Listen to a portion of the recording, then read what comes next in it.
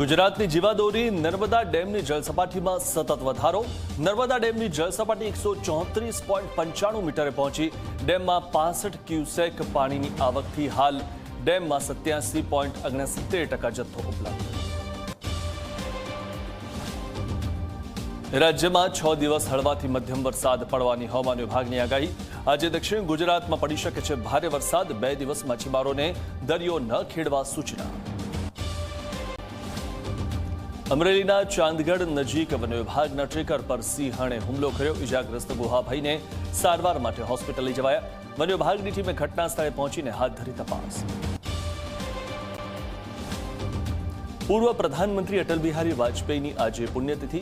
પ્રધાનમંત્રી નરેન્દ્ર મોદીએ સદૈવ અટલ સમૃદ્ધિ સ્થળ પર જઈને કર્યા નમન। રાષ્ટ્રપતિ ઉપરાષ્ટ્રપતિ સહિત અનેક દિગ્ગજોએ આપી શ્રદ્ધાંજલિ। વિમલ પાન મસાલાની એડ પર 3 અભિનેતાને નોટિસ।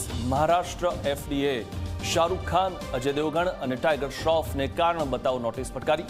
અભિનેતાઓની એડથી ગુટકા પ્રતિબંધનું થઈ રહ્યું છે ઉલ્લંઘન।